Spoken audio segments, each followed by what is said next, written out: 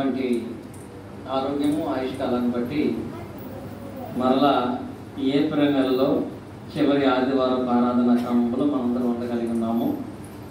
ఇట్టి సదావకాశాన్ని మనకిచ్చిన తండ్రి దేవునికి కృతజ్ఞతాస్తోత్రాలు తెలియజేస్తూ ఈనాటి ఆరాధన క్రమం నడిపిస్తున్న సుబ్బారావు గారికి, కీర్తన పాడినటువంటి వారందరికీ, అలాగే పొద్దున్నే లేచి ఆరాధనకు సమయానికి చేరవచ్చిన మీ అందరికీ కూడా యేసుక్రీస్తు నామమున హృదయపూర్వక వందనాలు తెలియజేస్తున్నాను. ఈరోజు మనకున్నటువంటి సమయంలో పరిశుద్ధ గ్రంథము నుంచి యోహాను సువార్త 8వ అధ్యాయము 31 నుంచి 33 వచనాలు సహోదరులు చదవగా మనందరం కూడా విని ఉన్నాము. ఈ వాక్య భాగంలో 32వ వచనంలో యేసుక్రీస్తు చెప్పిన మాట ఈరోజు లేఖనాలను బట్టి మనం జ్ఞాపకం చేసుకున్నాం. 32వ వచనంలో ఏముంది? అప్పుడు సత్యం మిమ్ములను స్వతంత్రులుగా చేయునని చెప్పగా అని పదం అక్కడ రాయబడింది. సత్యం మిమ్ములను స్వతంత్రులుగా చేస్తుంది అని పదం ఉంది. స్వాతంత్ర్యం అంటే ఏంటి? స్వాతంత్ర్యం అంటే మా సోదరు తెలియపరుస్తుంది. స్వేచ్ఛ, ఇంకా విడుదల. ఈ స్వాతంత్ర్యం అనే దాన్ని తెలిసినటువంటి వాళ్ళు స్వేచ్ఛ, విడుదల అనేటువంటి పదంలో వాడతారు. కొంతమందికి స్వాతంత్రం అంటే ఏంటో తెలుసా? ఇప్పుడు చిన్నపిల్లల్లో మా షారోన్ని ఆగస్టు 15 అంటే ఏం చెప్తుంది? స్వాతంత్ర దినోత్సవం అంటే ఏంటంటే ఆ రోజు ఏముండదు, చాక్లెట్లు బిస్కెట్లు ఇస్తారు. అంటే ఆమె దృష్టిలో స్వాతంత్ర దినోత్సవం అంటే చాక్లెట్లు బిస్కెట్లు. అసలు స్వాతంత్ర్యం అంటే ఏంటంటే బంధకాల్లోనూ బానిసత్వంలో ఉన్నటువంటి వారు విడుదల పొందటమే స్వతంత్రాన్ని కలిగి ఉంటాం. ఇలాగ ఒకప్పుడు మన భారతదేశము బానిసత్వంలో ఉంది. ఎవరు బానిసత్వంలో? బ్రిటిష్ వారి బానిసత్వంలో. బ్రిటిష్ యొక్క వారి బానిసత్వం నుంచి కొంతమంది పోరాటాన్ని బట్టి, కొంతమంది త్యాగాలను బట్టి మనకు స్వతంత్రం వచ్చింది. భారతదేశానికి స్వతంత్రం వచ్చింది అనుకుంటున్నాము, కానీ వ్యక్తిగతంగా ఎంతమంది మనుషులు స్వతంత్రంగా బ్రతుకుతున్నారు? నేను సంపూర్ణమైన స్వాతంత్రం కలిగిన వాడుగా బ్రతుకుతున్నానని చెప్పగలిగినటువంటి వాళ్ళు ఎంతమంది ఉంటున్నారు? బంధకాలు అంటే చెరసాల్లో ఏయటమే బంధకం కాదండి. ఆర్థిక సంబంధమైన బంధకాలు కొంతమంది ఉన్నారు, ఆరోగ్యపరమైన బంధకాలు కొంతమంది ఉన్నారు, పాపం అనే బంధకములో భూమి మీద మనుషులందరూ కూడా ఉన్నారు. ఇలాగా పాపములోనూ, ఆర్థిక విషయములలోనూ, ఆరోగ్య విషయాలలోనూ, సాతాన బంధకాల్లోనూ చిక్కుకున్నటువంటి వాళ్ళగా ప్రతి మనుషులు ఉన్నారు. అందుకే దేశానికి స్వతంత్రం వచ్చినా ఇప్పటికీ మన జీవితంలో నెమ్మది లేదు, సంతోషం లేదు, ఆనందం లేదు. దేశానికి స్వతంత్రం రావడానికి మనుషులు పోరాడితే మన జీవితాలకు నిజమైన స్వాతంత్రం అనేది రావాలంటే అది ఏది ఇవ్వగలదని వాక్యం చెప్పబడుతుందంటే సత్యము మాత్రమే మిమ్మల్ని స్వతంత్రులుగా చేస్తుంది అనే పదం రాయబడింది. సత్యము మిమ్మల్ని స్వతంత్రులుగా చేస్తుంది. సత్యం అంటే ఏంటి? యోహాను సువార్త 17:17 ప్రకారంగా సత్యమందు వారిని ప్రతిష్ఠ చేయము, నీ వాక్యమే సత్యం. అంటే వాక్యం అనేది మిమ్మల్ని స్వతంత్రులుగా చేస్తుంది, విడుదల కలగజేస్తుంది. వాక్యము దేవుని నుంచి మనల్ని విడిపించగలదు. వాక్యము ద్వారా దేవుని విడుదల పొందినట్లుగా లేఖనాలు మనం చూస్తాం. ఒక పాపము నుంచి మాత్రమే వాక్యం విడుదల కలగజేస్తుందా? ప్రార్థన చేస్తే వ్యాధుల నుంచి విడుదల కలుగుతుంది. ఓర్పు కలిగి ఉంటే సాతాను శోధన నుంచి విడుదల కలుగుతుంది. క్రీస్తునందు విశ్వాసము రక్షణ పొందుకుంటే పాపం నుంచి విడుదల కలుగుతుంది. కనుక వాక్యము వలన జరగనటువంటి కార్యాలు ఏమీ లేవు. అందుకే దశమ పత్రికలో ఆ వాక్యమే విశ్వాసులను మీలో కార్యసిద్ధి. కనుక వాక్యము కార్యం చేయాలంటే మనం సత్యమందు నిలిచి ఉండాలంట. మీరు సత్యమందు నిలిచిన వారై ఉంటే అసలు ఆ సత్యమే మిమ్మల్ని స్వతంత్రులుగా చేస్తుంది. నిజమైన స్వాతంత్రం మీకు కనపడుతుంది.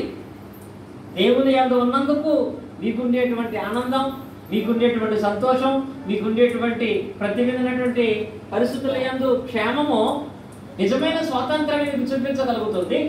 ఆ స్వాతంత్రం అనేది మీకు కనపడాలంటే యేసుక్రీస్తు వారు ఈ మాట చెప్పినప్పుడు ఉన్నటువంటి సందర్భం మనకు అర్థమైతే మనం కూడా స్వతంత్రాన్ని పొందగలం. వాక్య భాగాన్ని చూడండి, యోహాను సువార్త 8వ అధ్యాయంలో ఇప్పుడు మనం 31 చదువుకుందాం. 31 నుంచి ఏముంది అక్కడ? కాబట్టి యేసు తనను నమ్మిన యూదులతో అనే మాట రాయబడింది. అంటే ఇక్కడ ఈ వాక్య భాగంలో యేసుక్రీస్తు ఎవరితో మాట్లాడుతున్నారు? యూదులతో. దానికంటే ముందు ఏం రాయబడింది? నమ్మిన యూదులతో. నిజంగా ఈ రోజుల్లో అందరూ కూడా బైబిల్ కూడా చాలా పవిత్రమైన గ్రంథంగానే భావిస్తున్నారు. కొన్ని ప్రాంతాలకు వెళితే సేవకులమని తెలిసినప్పుడు వాళ్ళు అన్యులైనా సరే, ఏమంటే మేము ప్రార్థనకైతే వెళ్ళము కానీ మా పుస్తకాలతో పాటు బైబిల్ కూడా ఉంటుంది మాకు అంటారు. అంటే వాళ్ళకి ఏముంది? నమ్మకం ఉంది, మా పుస్తకాలతో పాటు అదిగో బైబిల్ కూడా ఉంది. మనం కూడా ఆయన టీవీలో ఇంటర్వ్యూ చేస్తూ, నేనేమి క్రైస్తవుల్ని చెడుగా మాట్లాడేవాడిని కాదు, కావాలంటే మా ఇంట్లో చూడండి మా కబోర్డ్లో అన్ని పుస్తకాలతో పాటు బైబిలే పైన ఉంటుంది అని అంటాడండి. అంటే వాళ్ళు నమ్మిన వాళ్ళుగానే ఉన్నారు. కానీ యేసుక్రీస్తు ఏమంటున్నారంటే, ఎలాగో అన్యులుగా ఉన్న వాళ్ళు నమ్ముతున్నారు, ఈరోజు ప్రార్థనకు వచ్చిన మనం కూడా, ఆరాధనకు వచ్చిన మనం కూడా దేవుని నమ్మినటువంటి వాళ్ళంగా ఉంటున్నాము. కానీ నమ్మిన వాళ్ళతో చెప్తున్నాడు ఆయన. నమ్మిన వాళ్ళతో ఏమంటున్నాడంటే, తాను నమ్మిన యూదులతో మీరు నా వాక్యమందు నిలిచినట్లయితే నిజముగా నాకు శిష్యులై ఉండి సత్యమును గ్రహిస్తారు, అప్పుడు సత్యం మిమ్మల్ని స్వతంత్రులుగా చేస్తుంది. నమ్మారు కానీ మీరు సత్యమందు నిలబడ్డారా? నిజంగా మీరు సత్యములో నిలబడితే ఆ సత్యం ఎప్పుడో మిమ్మల్ని స్వతంత్రులు చేసేది. ఆ సత్యమందు మీరు ఎంతవరకు నిలబడ్డారో ఒకసారి ఆలోచించుకోమంటాడు. ఆ సత్యమందు నిలబడే విషయాలలో ఈరోజు 3 రకాలుగా సత్యమందు నిలబడేటువంటి వాళ్ళు లేఖనాలను బట్టి జ్ఞాపకం చేసుకోవచ్చు. సత్యమందు నిలబడుతున్నటువంటి వాళ్ళు ఈ దినాలలో 3 రకాలుగా ఉన్నారు. ఒకటి, సత్యమందు సగమే నిలబడతారు కొందరు. రెండవది, సత్యమందు తాము నమ్మిందే సత్యం అనుకునే వాళ్ళు కొందరు. మూడవది, ఏది వాస్తవమో ఏది అవాస్తవమో పరిశీలన చేసి సత్యాన్ని గ్రహించేటువంటి వాళ్ళు కొందరై ఉన్నారు. వీరిలో ఎవరో సత్యమందు నిలబడిన వాళ్ళో ఎవరికి స్వతంత్రం కలుగుతుందో లేఖనాలను బట్టి మనం చూస్తే, మొట్టమొదటిగా సత్యాన్ని నమ్ముతారు కానీ వాళ్ళు సగము మాత్రమే సత్యాన్ని నమ్మేటువంటి వాళ్ళై ఉంటారు. వీళ్ళు ఎలాంటి వాళ్ళంటే, మీకు ఎగ్జాంపుల్గా తెలియపరుస్తున్నారు. ఒక టీచరు మా గ్రేసి వాళ్ళ పిల్లలు లేక అంజలి గారి పిల్లలు లాంటి 4 పిల్లలను తీసుకొని జూకి వెళ్ళింది. జూకి వెళ్ళి వాళ్ళకి ఏనుగును చూపించాలనుకుంది. ఏనుగును చూపించాలనుకుని ఆ టీచర్ ఏం చేసిందంటే, ఇంకా ఏనుగు దగ్గరికి వెళ్తారు, ఏనుగును చూస్తారు అనగా ఆ 4 కళ్ళకి గంతలు కట్టింది. 4 కళ్ళ గంతలు కట్టి 4 పిల్లల్ని ఏనుగు దగ్గరికి పంపించింది. ఏనుగు దగ్గరికి వెళ్ళిన తర్వాత ఫస్ట్ వెళ్ళినటువంటి వాడు ఏనుగు కాలు పట్టుకున్నాడు. టీచర్ గారు అడిగింది, ఏనుగు ఎలా ఉందరా అని. వాడు అన్నాడు, ఏనుగు స్తంభం అలా ఉంది టీచర్ గారు అన్నాడు. అవునా? నెక్స్ట్ ఇంకొకడు వెళ్ళి కొంచెం హైట్ ఉంటాడు కాబట్టి వాడు ఏనుగు చెవులు పట్టుకున్నాడు. వాడిని అడిగింది, ఏనుగు ఎలా ఉందరా అని. వాడు అన్నాడు, టీచర్ గారి ఏనుగు చాట్ లాగా ఉందన్నాడు. ఎలా ఉంది? చాట్ లాగా ఉందన్నాడు. ఇంకొకడు ఏనుగు ఎదరకు వెళ్ళి ఏనుగు తొంట అని పట్టుకున్నాడు. వాడిని అడిగింది, ఏనుగు ఎలా ఉందరా అని. వాడన్నాడు, ఏనుగు బోరలా ఉంది అన్నాడు. ఎలా ఉంది? బోరలా ఉందని. 4వ వాడు ఏనుగు వెనక్కి వెళ్ళి ఏనుగు తోక పట్టుకున్నాడు. వాడిని అడిగింది, ఏనుగు ఎలా ఉందరా అని. వాడన్నాడు, ఏనుగు చీపురులా ఉంది అన్నాడు. ఈ 4 ఏది వాస్తవం? స్తంభంలో ఉన్నది నిజమా? బోర్లా ఉన్నది నిజమా? చాట్లా ఉన్నది నిజమా? చీపురులా ఉన్నది నిజమా? ఇది ఏది వాస్తవం కాదు. మరి వాళ్ళు అదే ఎందుకు అన్నారంటే, వాళ్ళు అంతవరకే పట్టుకున్నారు. వాళ్ళు ఎంతవరకు? కాలు మాత్రమే వాడు పట్టుకున్నాడు కాబట్టి వాడికి అలా అనిపించింది. తొండం మాత్రమే పట్టుకున్నాడు కాబట్టి అలా అనిపించింది.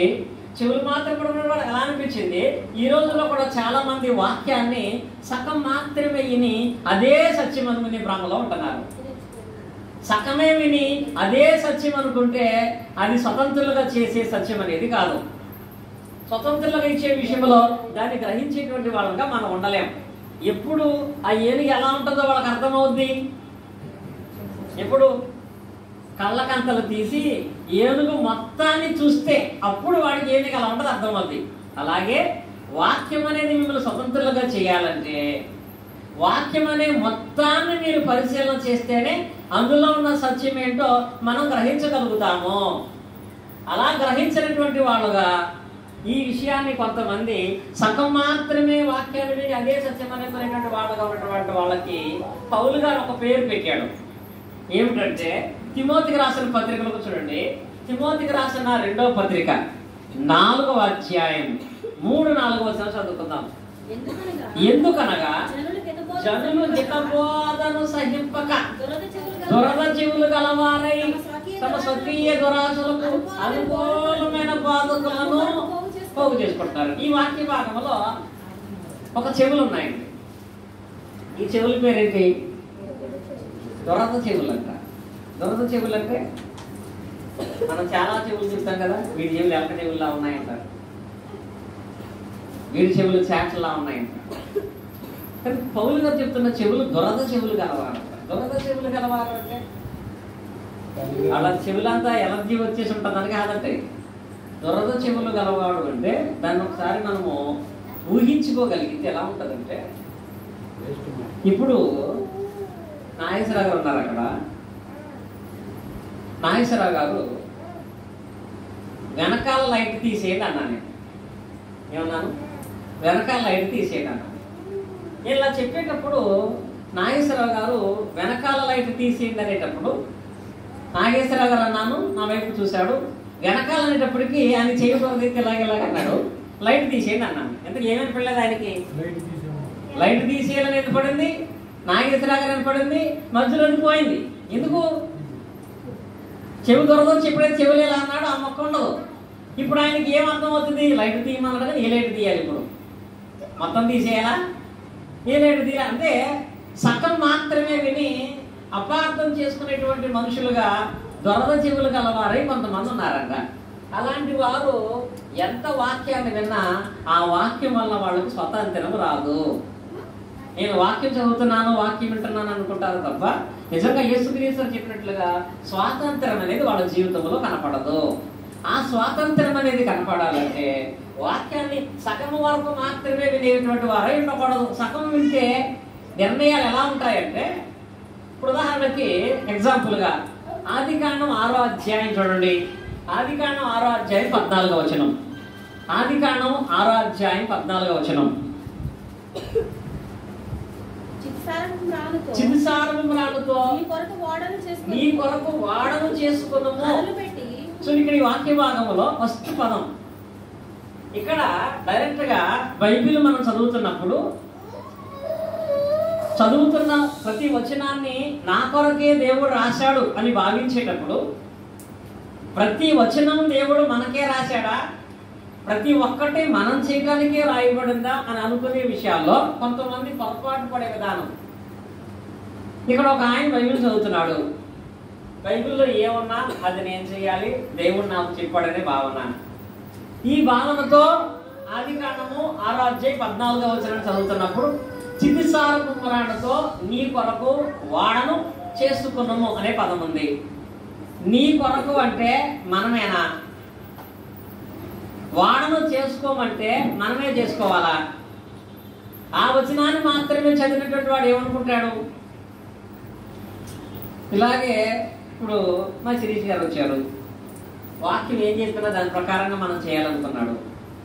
ఇక్కడికి రాగానే ఆదికాండం 6:14 చదువుతున్నాము. చితిసారపు బ్రాండ్తో నీవు నీ కొరకు వాడను చేసుకున్నాం అనే పదం ఉంది.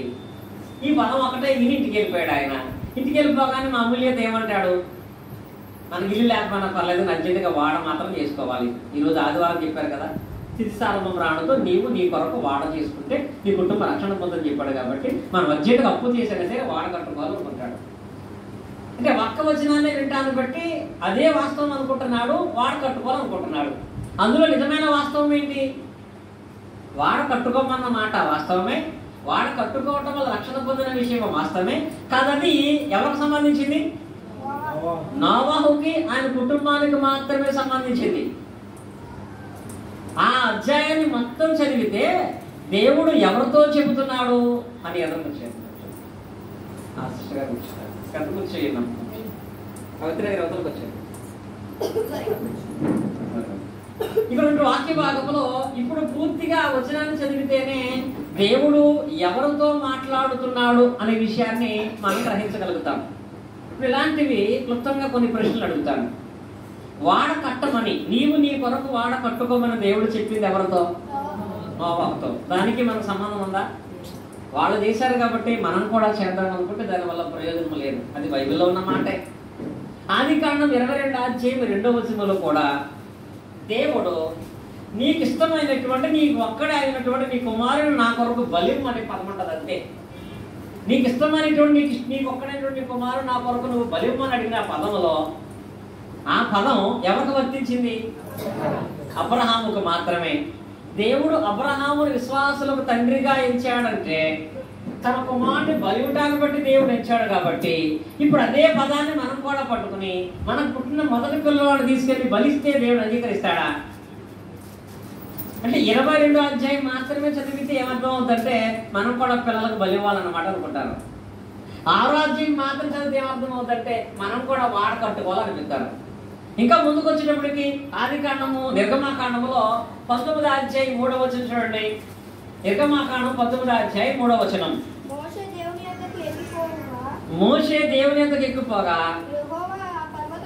యెహోవా పర్వతము నుండి అతన్ని పిలిచి నీవు యాకోబు కుటుంబీకులతో ముచ్చటించి చూడు, ఇక్కడ నీవు యాకోబు కుటుంబాలతో ముచ్చటించి ఇశ్రాయేలుకు తెలియపరిచింది ఏమనగా వాడు అన్నాడు, మీరు స్వతంత్రం కావాలంటే ఈ దేశాన్ని వదిలిపెట్టి మీరు బయలుదేరాలన్నాడు. ఎవరితో? స్వాతంత్ర్యం కావాలంటే దేశాన్ని వదిలిపెట్టేమన్నాడు. ఎవరితో? ఇశ్రాయేలుతో. ఏ దేశాన్ని? ఐగుప్తు దేశాన్ని వదిలిపెడితేనే మీకు స్వాతంత్రం అని చెప్పాడు. కాబట్టి వాళ్ళు స్వాతంత్రము కలిగి ఉండటం కొరకు దేవుని మాటను బట్టి ఐగుప్తు దేశాన్ని వదిలిపెట్టి కానాను దేశానికి వెళ్ళారు. ఇప్పుడు మనకు కూడా స్వతంత్రం కావాలి. బంధకాల నుంచి, బాధల నుంచి, సమస్యల నుంచి స్వతంత్రం కావాలి. అలా ఆ స్వతంత్రం మనకు కావాలంటే ఊరు వదిలేస్తే స్వతంత్రం వస్తుందా? రాష్ట్రం వదిలేస్తే స్వతంత్రం వస్తుందా? ఇప్పుడు దేవుడు కలిగించే స్వాతంత్రం ఊరు వదిలేతేనో రాష్ట్రం వదిలేతేనో కాదు. నీ పాపాన్ని వదిలిపెడితే నీవు మారు మనసు కలిగినటువంటి వాడై ఉంటే అప్పుడు సత్యమందున స్వతంత్రాన్ని మనం పొందగలుగుతాము. సత్యం మిమ్మల్ని స్వతంత్రులుగా చేస్తుంది, కానీ ఆ సత్యాన్ని సంపూర్ణంగా గ్రహించినప్పుడే స్వతంత్రం అవుతాము తప్ప ఏనుగును పిల్లలు చూసినట్లుగా మనం చూస్తే ఆ స్వాతంత్రం రాదు. కనుక లేఖనాలు ఎప్పుడూ కూడా ఒక పాఠాన్ని విని, ఒక వచనాన్ని చదివి, ఒక అధ్యాయాన్ని చదివి ఇదే దేవుడు నాకు చెప్పినటువంటి మాట అనే భావంలో ఉంటే సగం నమ్మిన విశ్వాసులుగానే ఉంటాం మనం. ఎప్పుడు కూడా వాక్యాన్ని చదివేటప్పుడు కానీ వినేటప్పుడు కానీ సగం మాత్రమే వినేటువంటి వాళ్ళగా ఉండకూడదు. ఎందుకంటే చెప్తాను, వాక్య ప్రారంభానికి ముందే అందరూ ఉంటే ఏం చెప్పబడుతుందో, ఏం మనం వింటున్నామో అనేది మనకి అర్థమవుతుంది. కానీ అన్నింటికి ముందే వెళ్ళిపోతారు కదా. ఒకసారి మాది భీమవరంలో ఇప్పటికి గుర్తు, మన వెళ్ళినప్పుడు జ్ఞాపకం చేస్తారు మా వాళ్ళు. ఇప్పుడైతే వంతెనేశారు, కానీ పెద్ద కాలువ దాటి అవతలకి వెళ్ళి సినిమాకి వెళ్ళేవాడు. కాలువ దాటి ఒకరోజు ఏదో సినిమా, ఆ సినిమాకి వెళ్ళడానికి మా ఊర్లో 30 మంది చచ్చిపోయారు ఒకేసారి. పడవెక్కారు బాగానే ఫుల్గానే, టైం అయిపోతుంది. సినిమా స్టార్ట్ అవుతుంది అనగా పేర్లు వేసే ముందు ఒక పాట వేస్తాడంట వాడు. ఆ పాట వేసాడంటే సినిమా స్టార్ట్ అయిపోయిందని అందరం. సరే, పడవ బాగానే వెళుతుంది. ఇంకా పడవ కొంచెం ఒడ్డుకి వెళ్ళిపోతుంది అనగా ఆ పాట వినపడింది. పాట వినపడగానే ఎవరు వస్తున్నటువంటి వాళ్ళు ఏం చేశారంటే అది ఒడ్డుకి వెళ్ళక ముందే పాట వేసాడని చెప్పి ముందే అందులో దూకేశారు. వీళ్ళు ఎప్పుడైతే అందరూ ఒక పక్క వచ్చి దూకేశారు, పడవ ఇలా తిరగబడిపోయింది, మొత్తం చచ్చిపోయారు. ఈ కంగారు మనకేముంటుంది? ఉండదా? టీవీ సీరియల్కి ఉంటుంది, మన వ్యక్తిగతంగా చేసే పనులకు ఉంటుంది, ప్రయాణాలకు ఉంటుంది, దేవుని వాక్యానికి కూడా అది కనపరచలేదు. కానీ అన్నిటికంటే ముఖ్యంగా వాక్యాన్ని సంపూర్ణంగా విన్నప్పుడు సత్యం మనం అర్థం చేసుకుంటాం. ఏదో ఒక దాన్ని మాత్రమే తీసుకుంటే దాని ఎందు మన విశ్వాసం అనేది ఎలా భ్రష్టత్వంలోకి వెళ్ళిపోతుందంటే, మీ అందరికీ బైబిల్ చదవడం అలవాటు ఉందనుకుంటున్నాను నేను. చదవాలి కూడా. దివారాత్రులు దేవుని వాక్యాన్ని ధ్యానించేవాడు ధన్యుడు. కానీ బైబిల్ అనేది ఎలా చదువుతున్నాం మనం? ఎలా చదువుతారు బైబిల్? బైబిల్ చదివే విషయంలో చాలామంది కొన్ని పద్ధతులు పాటిస్తారు. ఇక్కడ ఒక క్యాలెండర్ ఉంది, నేను ఇచ్చాను కూడా క్యాలెండర్. ఈ క్యాలెండర్లో ఒక తేదీ ఉంటుంది, ఆ తేదీలో ఒక వాక్యం ఉంటుంది. చాలామంది ప్రొద్దున లేవగానే ఆ క్యాలెండర్ దగ్గరికి వెళ్ళి ఆ క్యాలెండర్లో వాక్యం చదువుకొని ప్రార్థన చేసి వెళ్ళిపోతారు. నువ్వు ఈ సంవత్సరం రోజు బైబిల్ చదువుకున్నావంటే ప్రతిరోజు బైబిల్ చదివాలని అంటాడు. కానీ దానివల్ల అతనికి సత్యం ఏంటో తెలియదు. అతను చదివిన ఆ చదువు వల్ల అతనికి క్రీస్తునందు ఎలాంటి స్వతంత్రం రాదు. మరికొంతమంది చదివితే బైబిల్లో చదవాలి కానీ ఆ క్యాలెండర్ చదవటం ఏంటి అని చెప్పి బైబిల్ ఎలా చదువుతారంటే ప్రొద్దున లేవగానే ప్రార్థన చేసుకుని, తండ్రి ఈ రోజున నా ఏ వాక్యంతో మాట్లాడదామంటాడు. లాంటి వేసినట్టు బైబిల్ తీస్తాడు. ఏ వచనం వస్తే ఈ అధ్యాయం వస్తే ఆ అధ్యాయం చదువుకుంటాడు, మళ్ళీ బైబిల్ మూసేస్తాడు, వెళ్ళిపోతాడు. మళ్ళీ రేపు వస్తాడు, మళ్ళీ ప్రార్థన చేసుకుని బైబిల్లో వచ్చిన పేజీ చదువుతాడు. ఎప్పటికీ అతనికి బైబిల్ పూర్తవుతుంది, ఎప్పటికీ బైబిల్ అర్థమవుతుంది.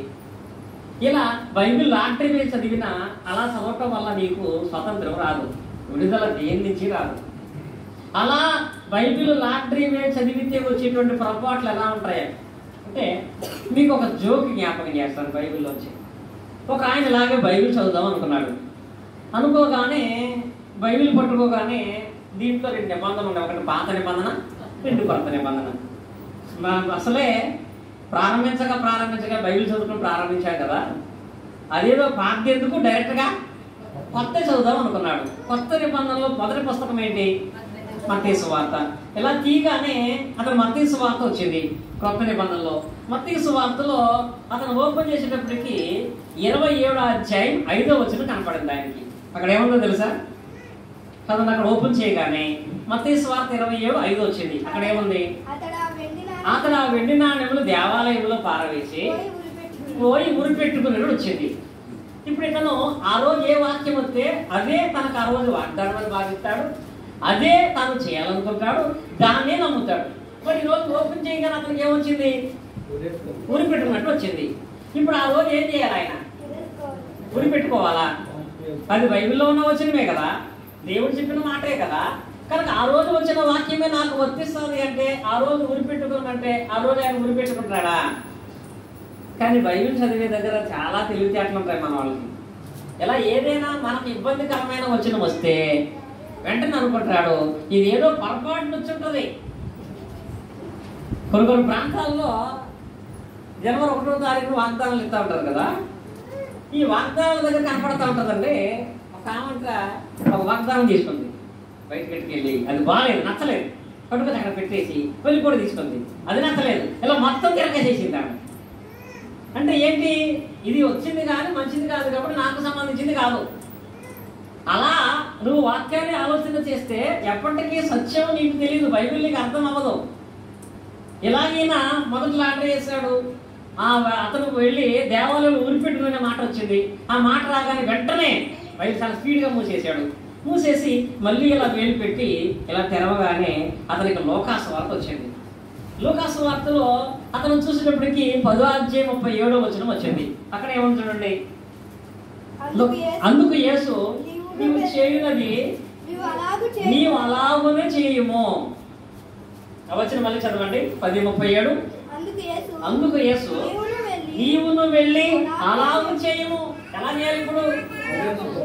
నీవును వెళ్ళి అలాగు చేయమంటే నాకు వచ్చింది కదా ఊరి పెట్టుకోమని మూసేశాడు. ఇప్పుడు డైరెక్ట్గా యేసుక్రీస్తు అని అంటున్నారు. ఏమని? అందుకు యేసు నీవును వెళ్ళి అలాగు చేయమన్నాడంట. అనగానే యేసుక్రీస్తు అని చావమంటాడు నన్ను అని ఇంకా మూసేసి ముచ్చటగా 3వసారి ట్రై చేద్దాం. ఈసారి మంచిది ప్రయోజనకరం వచ్చిందా దాన్ని మనం నమ్ముదాం, లేకపోతే ఇంకెప్పటికీ బైబిల్ మనం ఏదో ఆదివారం వెళ్ళినప్పుడు కొద్దిగా వాక్యం వింటాం తప్ప బైబిల్ మన ఇంట్లో ఒక వస్తువుగా తప్ప బైబిల్ చదవకూడదు. మంచిది వచ్చిందా రోజు బైబిల్ చద్దాం అనుకున్నాడు. అనుకుని లోకాసు వార్త వదిలేశాడు, యోహాను సువార్త తీసుకున్నాడు. యోహాను సువార్త తీయగానే ఇలా ఓపెన్ చేసేటప్పటికి యోహాను సువార్త 13వ అధ్యాయం 27వ వచనం కనపడింది ఆయనకి. అక్కడ ఏముంది? యోహాను సువార్త 13:27 అండి, చదవండి. 13:27.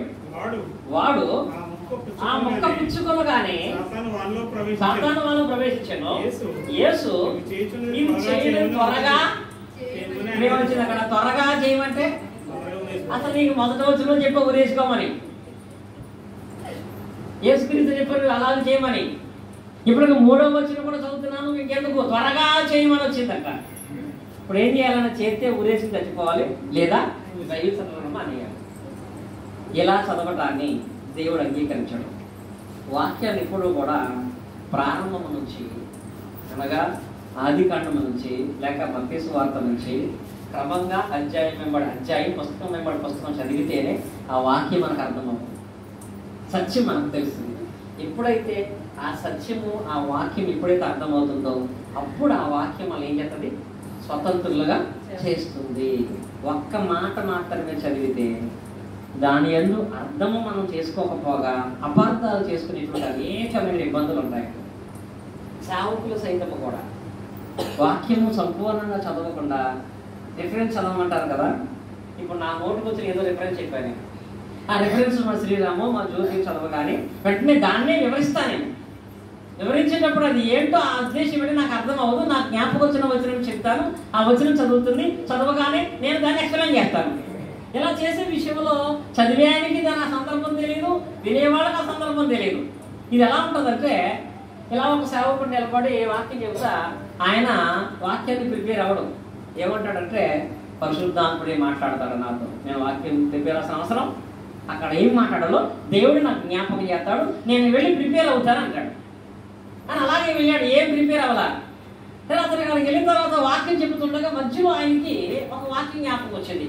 ఆది కాండము 6:22 వచనం. ఆ వచనం చెప్పగానే తీసి ఒక ఆయన చదువుతున్నాడు. ఆది కాండం 6:22లో ఏముంది, నోవాహు అట్లు చేసాను అనగా నాగమ్మ ఒకసారి అన్నాడు. ఏమన్నాడు, నోవాహు అట్లు చేసాను మాట రాగానే ఇప్పుడు అక్కడ ఉన్నదే తెలుసు ఆయనకి. నోవాహు అట్లు చేసానమ్మా, మీరు ఎప్పుడైనా అట్లు చేశారా, మీ సేవకుడికి అట్లు చేశారా, మీరు అట్లు తింటున్నారా, ఎంతసేపు చికెన్లు మటలే తింటున్నారా, నోవాహు అట్లు చేశాడు, మీరు అట్లు తిన్నారా, మీరు అట్లు తిన్నారా, మీరు అట్లు తిన్నారా అని చెప్తున్నాడు అండి. అసలు వాస్తవం ఏంటి అక్కడ, నోవాహు అట్లు చేసిన అని తర్వాత నెక్స్ట్ వచ్చిన చదివితే ఆయనకి అర్థమయ్యేది. నెక్స్ట్ పదం ఏంటి, దేవుడు అతనికి ఆజ్ఞాపించిన యావత్తును చేసాను. అది అంటే అట్లు చేయటం అంటే మినపట్ల పెసరట్లో కాదు, నోవాహు అట్లు చేయటం అంటే దేవుడు అతనికి ఏది చెప్పాడో అదంతా చేశాడని అర్థం. ఆ వచనం పూర్తిగా చదివితే అర్థమవుతాయి, సగం మాత్రం చదివితే అట్లే గుర్తొస్తాయి. అలాగే బైబిల్ దగ్గర కూడా చాలా మంది మన వాక్యం వింటున్నప్పుడు కానీ చదువుతున్నప్పుడు కానీ దాన్ని అర్థం చేసుకుని చదివేటువంటి అవగాహన లేదు. కాబట్టి ఇందాక చెప్పినట్టుగా ఏనుగు చూడటానికి వెళ్ళినటువంటి వాళ్ళు 4 రకాలుగా చెప్పారు, అందులో ఏది వాస్తవం కాలేకపోయింది. ఇలాంటి వారుగా దురద చెవులు గలవారుగా ఉన్నట్లయితే వారు వినే వాక్యము వాళ్ళను దేని నుంచి విడిపించదు. ఇక 2వ కేటగిరీ చెందినటువంటి వాళ్ళు ఎవరు అంటే, యోహాను సువార్తలోకి మళ్ళీ వద్దాం. యోహాను సువార్త 8వ అధ్యాయంలో యేసుక్రీస్తు వారు 31వ వచనంలో ఆయన తాను నమ్మిన యూదులతో, మీరు నిజముగా నాకు శిష్యులై ఉన్నట్లయితే సత్యమును గ్రహించెదరు, అప్పుడు సత్యము మిమ్మల్ని స్వతంత్రులుగా చేయును అని చెప్పినప్పుడు వాళ్ళు ఏమన్నారు, మేము అబ్రహాము సంతానము, నేనన్నాడును ఎవరికి దాసులై ఉండలేదంట. నేనేమన్నా తెలుసా, యేసుక్రీస్తు అంటున్నారు, మీరు సత్యానికి లోబడితే, వాక్యానికి లోబడితే మీకు దేవుడు స్వతంత్రం ఇస్తారంటాడు.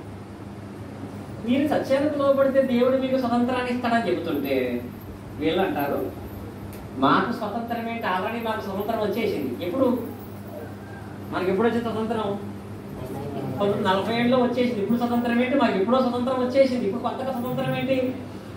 నిజమే, దేశానికి స్వతంత్రం వచ్చిందేమో, నీ జీవితానికి వచ్చిందా, నీ కుటుంబానికి వచ్చిందా, నీ పాపానికి వచ్చిందా. యేసుక్రీస్తు అంటున్నారు, మీరు సత్యం మీద నిలబడితే ఆ సత్యం మిమ్మల్ని స్వతంత్రులుగా చేస్తుందంటే వాళ్ళు అంటారు, మేము ఆల్రెడీ స్వతంత్రులు, మేము అబ్రహాము సంతానం, మేము అసలు దేనికి దాసులము కాదు అని మాట్లాడుతున్నారు. వీళ్ళ స్వభావం ఎలాంటిదంటే, వాడు ఏదైతే నమ్ముతారో దాన్నే సత్యమైన భ్రమలో ఉంటారు. దేన్ని నమ్ముతారో దాన్నే సత్యమైన నమ్మే భ్రమలో ఉండేవాడు 2వ కేటగిరీ. మొదటి వాళ్ళు సగం విని అదే సత్యం అనుకునేవాళ్ళు, రెండో వాళ్ళు ఏది నమ్ముతారో అదే సత్యమని నమ్మేటువంటి వాళ్ళు. మనం నమ్మింది సత్యమా, బైబిల్ చెప్పింది సత్యమా? బైబిల్ చెప్పింది సత్యం. నేను నమ్మింది నాకే సత్యం అనుకుంటే అది ఎలా ఉంటుందంటే, ఇంకా ఎగ్జాంపుల్ చెప్తాను. ఒక నలుగురు ఒక సముద్రంలో ప్రయాణం చేస్తూ పడవలో వెళ్తున్నారు. నలుగురు సముద్రంలో ప్రయాణం చేస్తూ పడవలో ఎక్కి సముద్రంలో ప్రయాణం చేస్తూ ఉండగా సన్నగా సముద్రం మధ్యలో కింద భాగంలో ఒక కొండకి బలంగా తగిలి ఆ సముద్రంలో ఆ పడవ పగిలిపోయింది. నలుగురు సముద్రంలో పడిపోయారు. ఈ పడవ పడిపోగానే ఈ నలుగురిలో ముగ్గురు పగిలిపోయినటువంటి ఆ పడవ చెక్కలు పట్టుకుని ఆ చెక్కల మీద బారుగా పడుకుని చేతులతో వాళ్ళు ఈతలు కొట్టుకుంటూ బయటకు వచ్చే ప్రయత్నం చేస్తున్నారు. ఈ ముగ్గురు చెక్కలు ఎక్కారు. ఒకడు మాత్రం అన్నిటికంటే బాగా లావుకున్న దాని మీద కూర్చున్నాడు. వాడు దాని మీద కూర్చొని ఏమంటున్నాడంటే, మీరు సముద్రం బయటపడటానికి మీరు ఎక్కిన చెక్క మీద చేతులు కాళ్ళు కొట్టుకు ఈత పడుతున్నారు, కానీ నేను ఎక్కింది ఉందే అసలు ఈత పట్టక్కర్లేకుండా వెళ్ళిపోతుంది, మీ అన్నిటికంటే స్పీడ్ వెళ్ళిపోతుంది అని అంటున్నాడు. వాళ్ళు అంటున్నారు అది మంచిది కాదు, దాని మీద దిగిపో అంటే వాడు అంటున్నాడు నీకంటే మంచిది ఎక్కాను కాబట్టి దిగిపోమంటున్నారు మీరు, నీకంటే సుఖంగా వెళ్ళిపోతాను దిగుతామంటున్నారు మీరు, నేను ఎక్కిందే మంచిది మీరు ఎక్కిందే ప్రమాదకరమైన అంటున్నాడు. తీరా ఇది ఎక్కడ తెలుసా? ముసల మీద ఎక్కాడు. దేని మీద? ముసల మీద ఎక్కాడు. ముసల మీద ఎక్కాడు. అది ప్రమాదం అని తెలిసి ఎందుకు దిగట్లేదు? వాడు అదే నమ్ముతున్నాడు, అదే మంచిదని, అదే కాపాడుతుందని, అదే బతికతదని నమ్ముతున్నాడు. అలాగే ఈ రోజుల్లో కూడా వాళ్ళు విన్నదే నిజమని, వాళ్ళు అనుకున్నదే నిజమని, వాళ్ళకు చెప్పిందే నిజం అనుకుంటున్నారు తప్ప అసలు నిజమైన వాస్తవం బైబిల్ ఏం చెప్తుందా అని గ్రహించేటువంటి వాళ్ళు ఈ రోజులు ఎవరో లేరండి. ఏది వాస్తవం అనేది మనం నమ్మటం కాదు, బైబిల్ దాన్ని చెప్పాలి. నేను ఎక్కిందే కరెక్టు, నేను వెళ్ళేదే కరెక్టు, నేను అనుకున్నదే కరెక్ట్ అనుకుంటే ముసలి మీద ఎక్కిన వాడి జీవితంలో ఉంటుంది. ఎప్పటికైనా ఏమవుతాడు వాడు? అది వాడిని మింగేస్తుంది. బైబిల్ దగ్గర కూడా ఇలాంటి స్వభావం కలిగిన వాళ్ళగా ఉంటే మనకు ప్రమాదం. అలా ప్రమాదంలో పడకుండా ఉన్నట్లుగా ఒక ప్రాముఖ్యమైన వచనం ఉంది. ఆ వచనం అర్థమైతే నేటి కాలంలో మనం నమ్మాల్సిన సత్యం ఏంటో మనకు అర్థమవుతుంది. ఇర్మియా గ్రంథంలోకి వెళ్దాం. చూడండి, ఇర్మియా గ్రంథము 33వ అధ్యాయం. ఇర్మియా గ్రంథము 33వ అధ్యాయం 30 ఇర్మియా గ్రంథం 31వ అధ్యాయం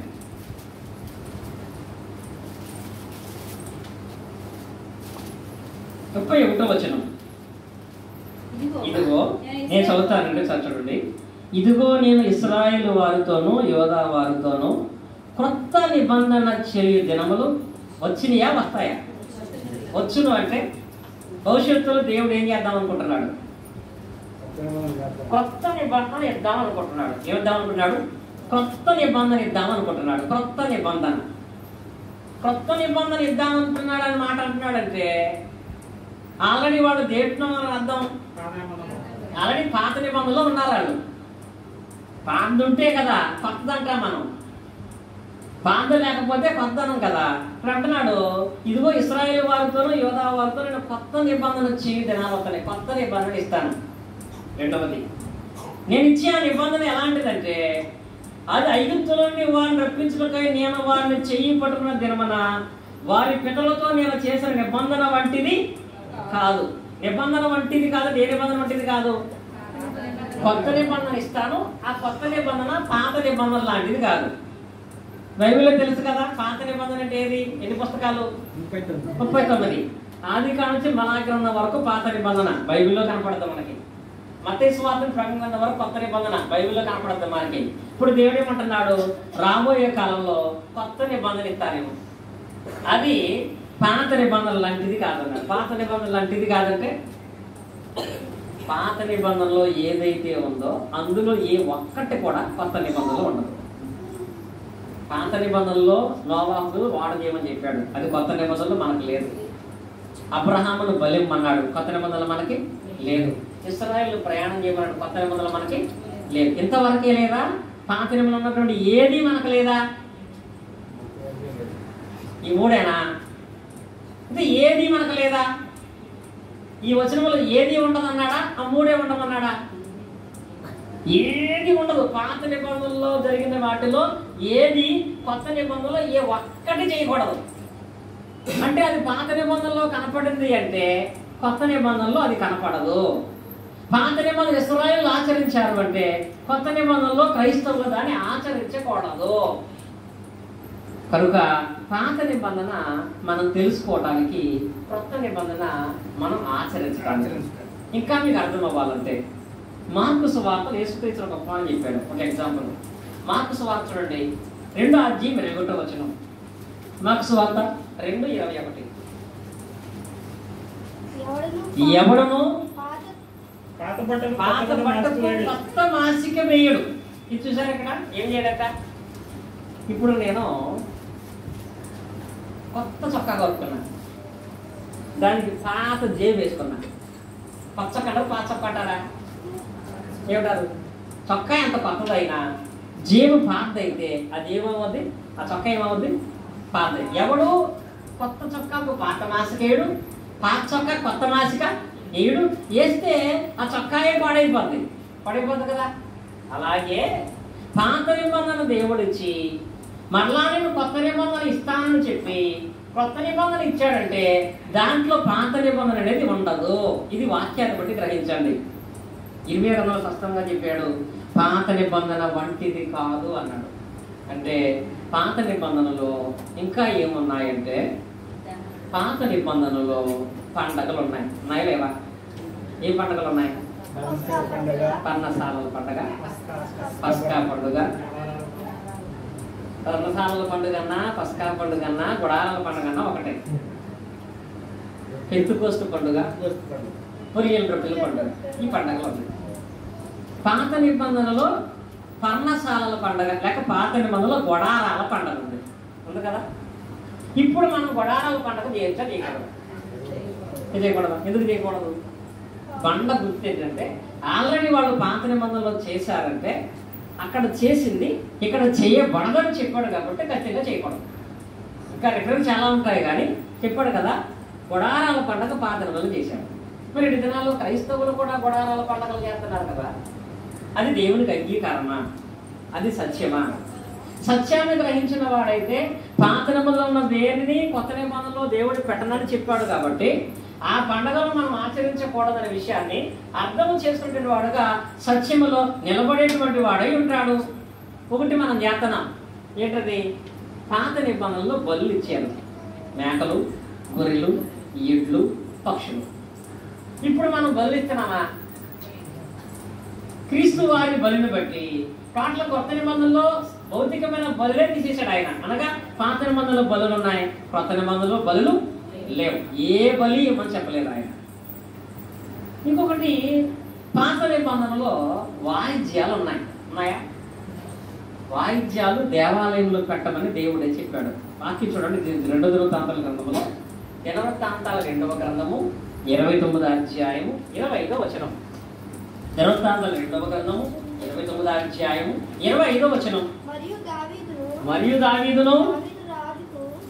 రాజుకు దీర్ఘదర్శి అయిన గాదును ప్రవక్త అయిన నాతాను చేసిన నిర్ణయం చెప్పున దేవుని ఆలయం ఏం పెట్టారట? తాళములను, స్వరమండలములను, చిత్తాలను వాయించుటకే వాళ్ళు లేవీయులను ఏర్పాటు చేశారు. దావీదు, నాతాను అనే ప్రవక్త దేవుని ఆలయంలో వాయిద్యాలు ఏర్పాటు చేశారు. దేవాలయంలో వాయిద్యాలు పెట్టమని ఎవరు చెప్పారు? ఆ వచనములో ఏలాగు జరగాలని యెహోవాయే సెలవించాడు. ఎవరు పెట్టారు? దేవాలయంలో వాయిద్యాలతో కూడినటువంటి ఆరాధన చేయమని దేవుడే చెప్పాడు. ఇది పాత నిబంధన భాగం. ఆ తర్వాత చెప్పాడు కదా, నేను ఇశ్రాయేలు నిబంధనలో ఏ నిబంధన కొత్త నిబంధనలో ఉండదని చెప్పిన ఆయన కొత్త నిబంధనలో ఎలా ఆరాధన చేయమన్నాడు దేవాలయంలో మనందరికీ తెలుసు. యోహాను సువార్త 4:24 ఏముంటది అక్కడ? దేవుడు ఆత్మ కనుక ఆయన ఆరాధించేవారు ఆత్మతోనూ సత్యముతోనూ ఆరాధించవలను. ఆ వచనం చదవండి పూర్తిగా. బైబిల్ తీసి చదివితే అర్థమవుతుంది. 24 వరకు మాత్రమే కాదు. చదువు. దేవుడు ఆత్మ కనుక ఆరాధించు, ఆత్మ సత్యముతో ఆరాధించవలను.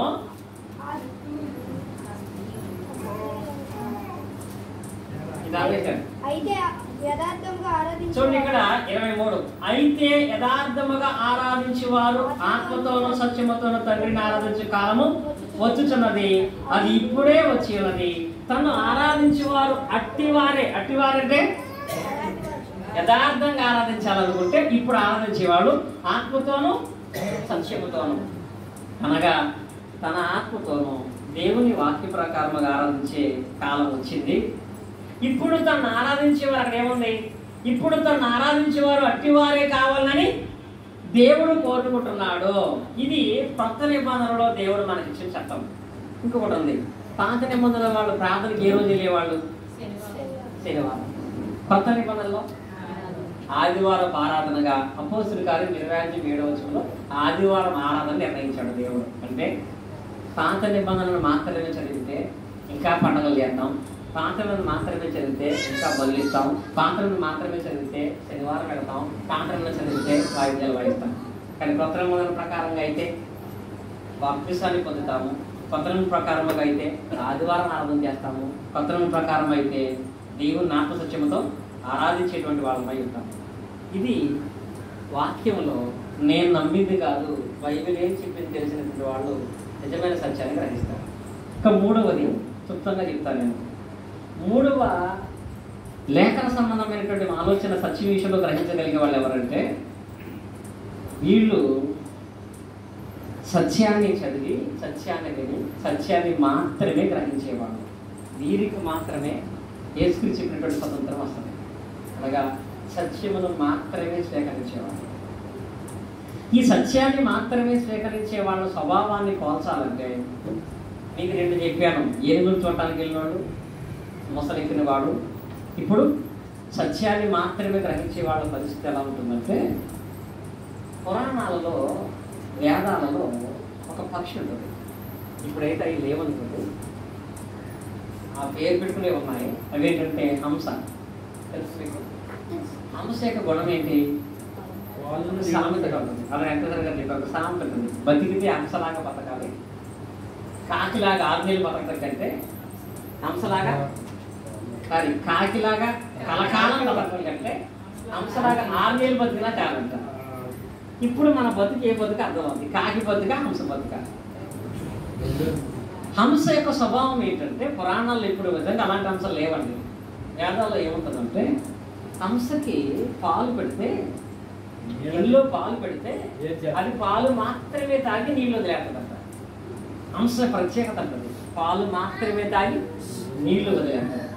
ఇప్పుడు మీరు ఎక్కడికైనా ప్రార్థనకి వెళ్ళినప్పుడు అక్కడ మీరు హంస లాంటి వాళ్ళైతే ఏం చేయాలి? సత్యాన్ని మాత్రమే గ్రహించి అసత్యాన్ని ఖండించాలి, అసత్యాన్ని వదిలిపెట్టగలిగే జ్ఞానం మనకు ఉండాలండి. హంస లాంటి వాళ్ళం అయితే కాకికైతే ఇది ఏముండదు, దొరికితే చాలు, బతికిందా చచ్చిందా 4 రోజులా 10 రోజులా ఈ పూట కనిపించింది లేదో మాత్రం అనుకుంటుందండి. ఈ పూటకు మనం వాక్యం వచ్చేసామో లేదనుకుంటే మన బ్రతుకు కాకి బ్రతుకే. హంసలాగా ఏది సత్యమో దానిని గ్రహించగలిగిన స్వభావాన్ని కలిగినటువంటి వాళ్ళమై ఉండాలనే దాన్ని లేఖనాలను బట్టి కూడా చెప్తున్నాడు. ఎందుకంటే యోహాను రాసిన మొదటి పత్రిక చూడండి 4:1 ఎందుకు హంసలాగా మనం ఉండాలంటే యోహాను రాసిన మొదటి పత్రిక 4:1 ప్రియులారా, అనేకులైన అబద్ధ ప్రవక్తలు లోకములోనికి బయలుదేరి ఉన్నారు కనుక ప్రతి ఆత్మను నమ్మక ఆయా ఆత్మలు దేవుని సంబంధంలో కావో పరీక్షించండి. ఇప్పుడు ఏం చేయాలంటే పరీక్షించాలి. హంస పని మీది. ఎందుకనగా పాలున్నాయి, పాల్లో నీళ్లు కూడా ఉన్నాయి, సత్యం ఉంది, అసత్యం కూడా ఉంది, బైబిల్ బోధ ఉంది, మనుషుల బోధ కూడా ఉంది. కనుక మీరు ప్రతి ఆత్మను నమ్మక హంసలాగా అందులో సత్యాన్ని గ్రహించే విధంలో మీరు అనేకమైన అబద్ధ ప్రవక్త లోకంలోకి బయలుదేరు కనుక ప్రతి ఆత్మను నమ్మక ఆ ఆత్మను దేవుని సంబంధంలో అవి ఏం చేయాలి? పరీక్షించాలంట. ఈ రోజుల్లో పాల కేంద్రంలో ఏం చేశారు? ఇంతవరకు వేలు పెట్టి చూసేవాడు. ఇప్పుడు అవ్వలేదండి, ఒక మిషన్ వచ్చింది. మనమేమో నీళ్లు కలపకుండా పాలు పట్టుకెళ్ళాలని నియమం. అలాగే మనం పట్టుకెళ్ళిన తర్వాత వాడు ఏం చేస్తాడంటే ఆ మిషన్లో పెట్టగానే అందులో నీటి శాతం తెచ్చుకోవాలి. అలాగే వాక్యం వినేటప్పుడు అందులో అబద్ధ బాధ శాతం ఎంత అని ఎలా తెలుస్తుందంట? నీకు వెళ్ళి ఎక్కడ ఎవరి వాక్యం వింటున్నా వారిని దీంట్లో పెట్టి చూడాలి. దేంట్లో? బైబిల్లో పెట్టి. చెప్పబడుతున్న మాటలు వాక్యానుసారంగా ఉన్నవా లేవా అని చెప్పి బంగారాన్ని కంసాల వాడు గీటి మీద రాసినట్లుగా చెబుతున్న వాక్యాన్ని సేవకులను బైబిల్ మీద పెట్టి మీరు చూడండి. నేను నమ్మింది నిజం అనుకుంటే ముసలిలాగా ఉంటుంది. సగం వినేది సత్యం అనుకుంటే దోచేలు కలవడం ఉంటాం. దేవుని వాక్యాన్ని మాత్రం అనుసరించి వాళ్ళగా ఉంటే దాంట్లో ఉంటే గొప్ప ఉన్నతమైన ఆశీర్వాద స్థితిని మనం పొందగలుగుతాం. ఇప్పుడు ఉదాహరణకి బైబిల్ చెప్పే వాస్తవాలు, బైబిల్ చెప్పిన వాస్తవాలు ఏంటంటే బైబిల్ ఒకటే సంఘం అంటారు. మనుషులు అన్ని సంఘాలు ఒకటే అంటారు. బైబిల్ ఒకటే బాప్తిసం అంటారు. మనుషులు అన్ని బాప్తిసాలు ఒకటే అంటారు. బైబిల్ వారం వారం రొట్టె విరవాలంటారు. మనుషులు ఏదో రోజు రొట్టె ఇస్తే చాలంటారు. బైబిల్ ఆదివారం ఆరాధనకి వెళ్ళాలంటారు. మనుషులు శనివారం ఆరాధించాలంటారు. ఇందులో ఏది వాస్తవం? ఒకటే సంఘమా? అన్ని సంఘాలు ఒకటేనా? ఒకటే బాప్తిసమా? ఏ పైన బాప్తిసమేనా? ఇది ఏది వాస్తవం అనేది ఎలా తెలుస్తుంది? నేను చెప్పాను కాబట్టి కాదు. బైబిల్లో దేవుడు ఎన్ని సంఘాలు పెట్టాడు? ఒకే సంఘం. ఎఫెసీ 4:4 బైబిల్ శరీరం ఒక్కటే అంటాడు. అనగా ఎఫెసీ పత్రికలో ఆ శరీరము ఆయన యొక్క సంఘం అంటాడు. అంటే ఒక్కటే శరీరము, ఒక్కటే సంఘం అయింది. ప్రతి ఆదివారము ఆరాధన కూడుకోమనుంది. ప్రతి ఆదివారము రొట్టె విరమని బైబిల్ చెప్తారు. కనుక బైబిల్ ప్రకారంగా మనం అన్నామా? మీరు సత్యం నిలబడ్డారు. సత్యములో మీరు నిలబడ్డారా? క్రీస్తు వారు చెప్పినట్లుగా ఆ సత్యం మిమ్మల్ని ఏం చేస్తుంది? స్వతంత్రులుగా చేస్తారు. అలా స్వతంత్రులుగా చేయడానికి చేసిన ప్రయత్నాలలో నేను మళ్ళీ రిఫరెన్స్ చెప్తాను కానీ చదవద్దు. కానీ అకులా ప్రిస్కిల్లా ఉన్నారు. వాళ్ళు వాక్యం వినడానికి ఎఫెసీ పట్టణానికి వెళ్ళినప్పుడు అక్కడికి ఒక విద్వాంసుడు వాక్యం చెప్పడానికి వచ్చాడు. ఆయన పేరేంటి తెలుసా? అకులా ప్రిస్కిల్లా చెప్పడానికి వెళ్తాడు. వాళ్ళు ఎవరు? ఆ విద్వాంసుడు ఎవరు తెలుసా? అపోల్లో గారు. ఎవరు? అపోల్లో. అపోస్తలుల కార్యంలో 18:24 వచ్చినట్టు అపోల్లో అనేటువంటి ఆయన వెళ్ళాడు. అపోల్లో అనేటువంటి ఆయన వెళ్ళినప్పుడు అక్కడ ఆయన వాక్యం చెబుతుంటే పౌలు శీల వాక్యం వింటున్నారు. కానీ వాళ్ళు కాగిలాంటి వాళ్ళు కాదు. పౌలు శీలలో అతను వాక్యం వింటున్నారు. నిలబడి వాక్యం చెప్తున్నాడు ఆయన. ఉదాహరణకు నేనే వారంలో ఏ రోజైనా పర్లేదు రొట్టె తీసుకోవాలన్నాను. ఏ సంఘమైనా ఒకే సంఘం అన్నాను. ఏదైనా బాప్తిసమే అన్నాను. ఇలా అన్నప్పుడు విని సరే ఆయన బాధ అయింది, మన మాట మంది, మనం చెప్పి నేసి వెళ్ళిపోవడం తప్ప అనుకుంటాం. కానీ వీళ్ళు ఇలాగైనా మారు మనసు బాప్తిసం చెప్తున్నాడు కానీ పాప క్షమాపణ బాప్తిసం చెప్పట్లేదు. ఒక మీటింగ్ జరుగుతుంది. ఇంచుమించు కొన్ని వేల మంది వచ్చారు. స్టేజ్ మీద నిలబడి అపోల్లో గారు వాక్యం చెప్తున్నాడు. చెబుతూ ఈయన చెప్పే వాక్యంలో తప్పు ఉంది. వెంటనే అకులా ప్రిస్కిల్లా ఏం చేశారంటే వెంటనే నిలబడి అతను దెబ్బలాగలేదండి. వాక్యం అయిపోయిన తర్వాత మీటింగ్ అయిపోయిన ఆయన దగ్గరికి వెళ్ళి, అయ్యా మీరు ఈ రోజు రాత్రి మా ఇంటికి భోజనానికి రమ్మన్నారు. సేవకుడు చాలా సంతోషించాడు. నా వాక్యం విని నాకు భోజనం పెట్టాలనుకుంటానని చెప్పి సేవకుడు వాళ్ళ ఇంటికి భోజనానికి వెళ్ళాడు. అకులా ప్రిస్కిల్లా అనేటువంటి ఆయనకి భోజనం పెట్టి ఆయన భోజనం ఎక్కడ చెప్పారండి. ఏమన్నారు? అయ్యా నువ్వు వాక్యం చెప్తున్నావు కానీ నువ్వు చెబుతున్న వాక్యంలో సత్యం లేదు. బైబిల్లో లేని విధంగా కొత్త నిబంధన ప్రకారం కాకుండా వాక్యం చెప్తున్నావు అని అతనికి సత్యం చెప్పారు. కాదు ఎవరు? విశ్వాసులు సేవకుడికి చెప్పారు. ఈ బాధ్యత మనకు ఉందా లేదా? ఒక విశ్వాసులే సేవకుడికి చెప్పారండి. నేను చెప్తున్న మాటలు బైబిల్లో లేవు కదా. బైబిల్లో ఎవరు దాన్ని పాటించలేదు కదా. బైబిల్లో ఎవరు ఆచారాలు చేయలేదు కదా. బైబిల్లో ఎవరు 40 దినాలు చేయలేదు కదా. బైబిల్లో ఎవరు మాల వేసుకోలేదు కదా. మరి ఇవన్నీ బైబిల్లో లేవు కదా, ఎందుకు చెప్తున్నావు అనే విషయాన్ని ఖండించే మా ధనంలో వాళ్ళు మాట్లాడారండి. ఎప్పుడైతే అకులా ప్రిస్కిల్లా అతను చెప్పారో అతను వాక్యాన్ని బట్టి నిజమే నేను దాన్ని గ్రహించలేకపోయాను, అబద్ధాన్ని బోధించని చెప్పి ఆయన మారి సత్యాన్ని ప్రకారంగా బోధించడం స్టార్ట్ చేశాడు. అంటే అపోలో అనే విద్వాంసుడిని అకులా ప్రిస్కిల్లా మార్చారు. మరి మనం హంసలు అయితే మార్చుతాం, కాకులు అయితే కలిసి. దేవుడు ఎవరిని ఇష్టపడతాడు? హంసలో ఉండేటువంటి వాళ్ళని మాత్రం ఇష్టపడతారు. ఎఫెసీలో 2 హంసలు ఉన్నాయి. ఎవరాళ్ళు? అకులా ప్రిస్కిల్లా. అపోస్తలుల కార్యం 17:11 కూడా ఇక్కడైతే మొత్తం స్త్రీలందరూ హంసలే. ఎవరక్కడ? పౌలు గారు వాక్యం చెబుతున్నప్పుడంట వీరు చదవండి. అపోస్తలుల కార్యం 17:11 చివరిగా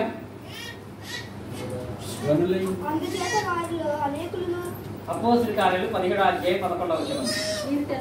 వీరు తెస్సలోనికలో ఉన్న వాళ్ళందరికంటే కనుక ఆసక్తి వాక్యం అంగీకరించు పౌలు సేవలు చెప్పిన సంగతులు అలా ఉండవో లేవనని ప్రతి దినము లేఖనాలు పరిచయం చేశారంట. ఏం చేశారంట?